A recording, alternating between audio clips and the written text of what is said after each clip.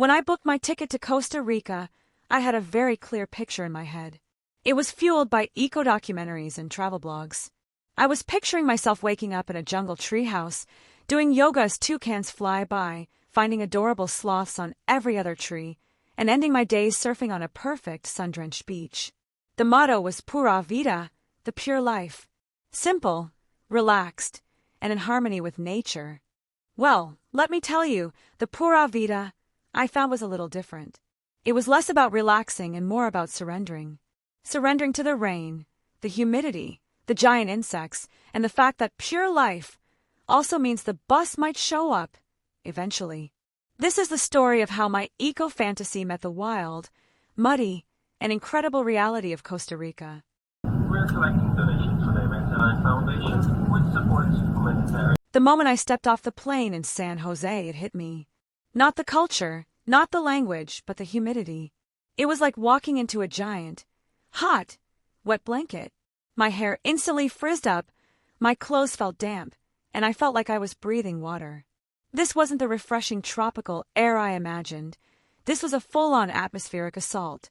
I arrived during the green season, which is a beautiful marketing term for a rainy season. I thought it meant a charming little shower in the afternoon.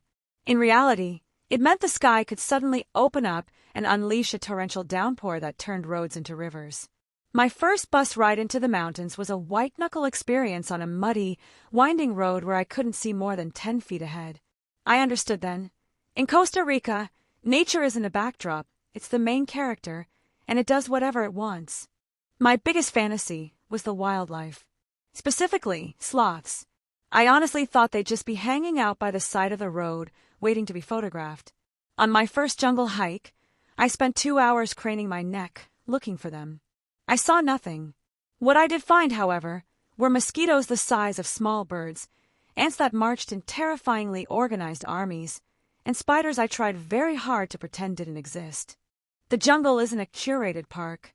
It's dense, it's loud with the sound of insects and birds, and everything is either wet, spiky, or possibly venomous. I eventually did see a sloth, but only after hiring a guide with a powerful telescope. It was a tiny ball of fur, sleeping, about 100 feet up a tree. It was amazing, but it was a hard-earned victory, not the casual encounter I had imagined. It taught me that the beauty here doesn't just present itself. You have to work for it. The phrase Pura Vida is everywhere. It means hello, goodbye, thank you, and everything's cool. But it also has a deeper meaning that took me a while to understand. I had booked a shuttle that was supposed to pick me up at 9 a.m. By 9:30, it wasn't there. I started to panic. I called the company, and the guy on the phone calmly said, "Pura Vida, he's on his way." He arrived an hour late, with no apology, just a smile and Pura Vida. At first, I was furious. This would never happen back home. But then I saw that nobody else was stressed. The locals, the other travelers who had been there longer, they just accepted it. Pura Vida isn't an excuse for being late. It's a philosophy of not letting things you can't control ruin your day. The shuttle is late? Okay. The rain just canceled your beach plans? Okay.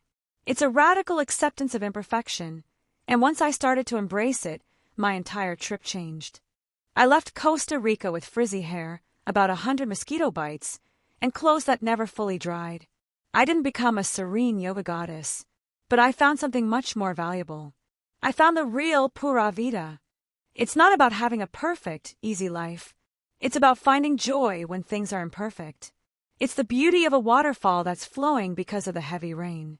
It's the relief of a cold beer after a sweaty, muddy hike.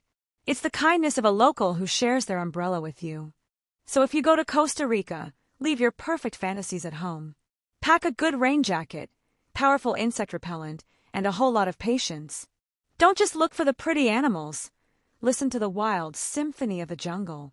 And when things go wrong, just take a deep breath, smile, and say Pura Vida, because that's when your real adventure begins.